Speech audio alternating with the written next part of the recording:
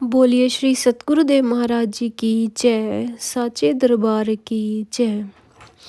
आज का जो अनुभव है वह अनुभव एक ऐसा दिव्य अनुभव है जिसमें हम आप सबके साथ साझा करेंगे कि कैसे एक शिष्य, कैसे एक गुरु भक्त इतने गरीबी और कष्टों को सहकर भी अपने दिव्य गुरु सर्वश्री आशुतोष जी महाराज जी के प्रति इतना गहरा विश्वास रख सकते हैं। कितना गहरा विश्वास उनका गुरु महाराज जी के प्रति है कि उनका महाराज जी के लिए विश्वास एक क्षण भर के लिए भी नहीं डगमगाया। आज का जो दिव्य अनुभव है वह स्वामी विज्ञानानंद जी का है, जो नूर महल में समर्पित है। मैं सबसे हाथ जोड़कर यही प्रार्थना करना चाहूँगी कि आप इस अनुभव को पूरा जरूर सुने, क्योंकि यह आपके लिए एक ऐसी प्रेरणादायक कड़ी बनकर उभरेगा जो आपके जीवन को बदलने का सामर्थ्य रख सकता है। तो मैं आपसे आज यही कहूँगी कि इस अनुभव को आप पूरा जरूर सुने और बिना देरी किए आज स्वामी विज्ञानानंद जी का अनुभव शुरू करते हैं। अनाथ के नाथ हमारे गुरुदेव श्री आशुतोष जी महाराज बेसहाय के साथ सहायक कैसे हैं और कैसे अपने भक्तों पर वे कृपा करते हैं, आज इस अनुभव के माध्यम से श्रवण करेंगे। हम ना कुछ हंस के सीखे हैं ना कुछ रो के सीखे हैं, जो कुछ भी सीखे हैं उस गुरु महाराज जी का हो के सीखे हैं। अपने जीवन की कहानी साझा करते हुए बड़े भावों के साथ 3 बार यह पंक्ति बोले, स्वामी विज्ञानानंद जी, यह केवल कोरी रटी हुई लाइनें नहीं है, यह भाव स्वामी जी के जीवन के खरे सत्य हैं। बाल सुलभ हृदय वाले स्वामी जी कई वर्षों से गुरुदेव श्री आशुतोष महाराज जी के मिशन को पूर्णता समर्पित है तथा गुरुदेव के परम विज्ञान का, इस ब्रह्म ज्ञान का अनंत चक्कर स्वामी विज्ञानानंद बन चुके हैं। परंतु निर्माण का यह सफर उनके लिए कतई सरल नहीं था। निर्धनता, असहायपन और बाधाओं की संघर्षपूर्ण पगडंडियों से गुजरकर हर पड़ाव उन्होंने पार किया है। परंतु कैसे हर पड़ाव पर गुरुदेव का आश्वासन और आशीर्वाद उनके साथ कैसे रहा, कैसे अभाव में भी भाव कम नहीं हुए, कैसे गुरुदेव की कार्यशाला में व्यक्तित्व को पूर्ण निखार मिला, बता रहे हैं स्वामी विज्ञानानंद जी। स्वामी जी बताते हैं कि वे 5वीं कक्षा में थे जब मुझे ब्रह्म ज्ञान की दीक्षा प्राप्त हो गई। गुरुदेव श्री आशुतोष महाराज जी अपनी अनंत कृपा से मुझे अंतर जगत में ईश्वर की ऐसी दिव्य अनुभूतियाँ कराई कि कबीर जी की यह वाणी मुझे सच होने जान लग पड़ी। ई घट चंदा, ई घट सूरा, ई घट बाजे अनहद तूरा, ई घट में बाग बगीचे, यही घट में सिरजनहारा, ई घट भीतर नो लगता, ई घर में ही गुरु हमारा। वह पंजाबी में कहते हैं ना कि तसल्ली नहीं, तसल्ली से भी तसल्ली हो गई। मुझे गुरु महाराज जी ने मुझे इतने और ऐसे अलौकिक दिव्य अनुभव कराए कि कुछ इन दिव्य अनुभूतियों का प्रभाव, कुछ मेरे पिताजी की प्रेरणा, दोनों ने मिलकर मेरी उंगली पकड़ी और मुझे संसार डगर से हटाकर भक्ति पथ का राहगीर बना दिया। मेरे पिताजी की हार्दिक भावना थी कि उन्होंने शुरू से ही हमें यह संस्कार दिया कि बेटा, बड़े होकर तुम्हें भक्त ही बनना है।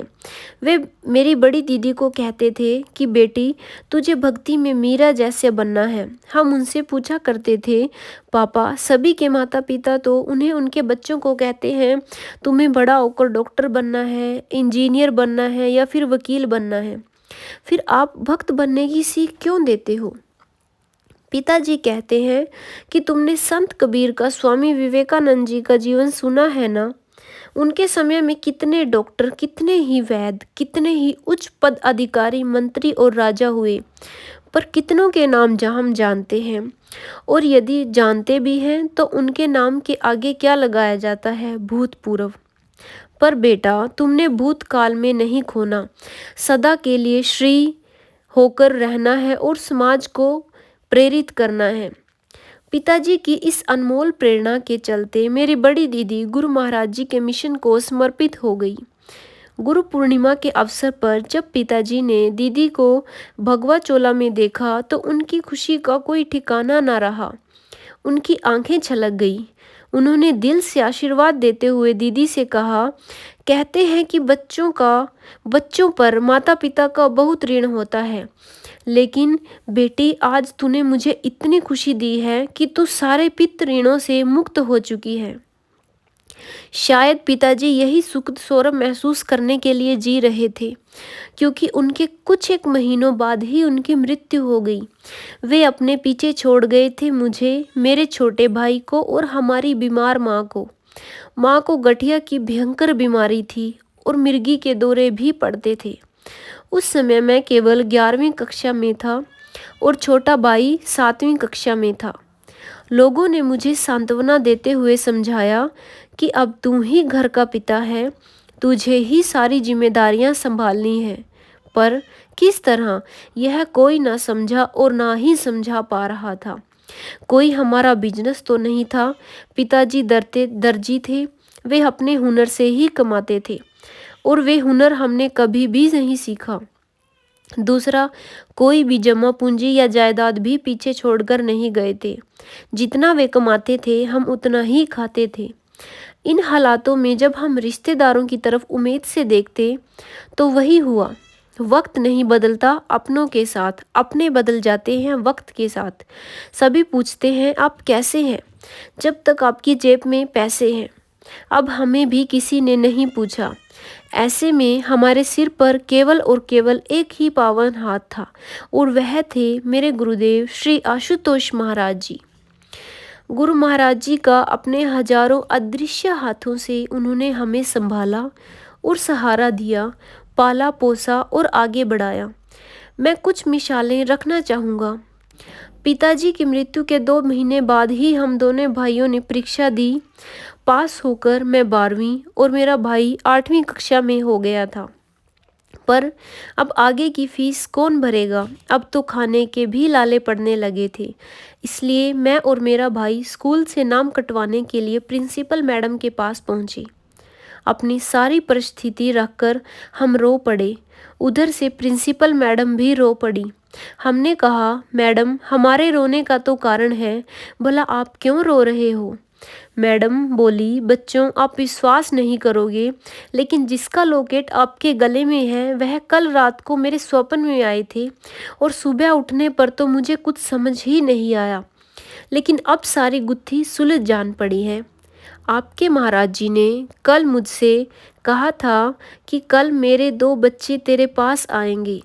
साधन ना होने के कारण वे अपना नाम कटवाने को कहेंगे, लेकिन मैं तेरी सेवा लगाता हूँ कि तुम्हें उन्हें निःशुल्क पढ़ाना है, उन्हें अशिक्षित नहीं रहने देना।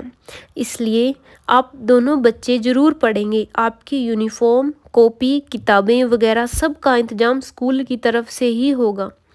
इस तरह गुरु महाराज जी की दिव्य प्रेरणा से ही हमारी पढ़ाई आगे बढ़ी। जब कभी रोटी का अभाव हुआ तो वे अन्नपूर्णा बनकर भी प्रकट हुए। एक बार की बात है कि 2 दिन गुजर गए, हम तीनों ने भोजन ही नहीं किया था।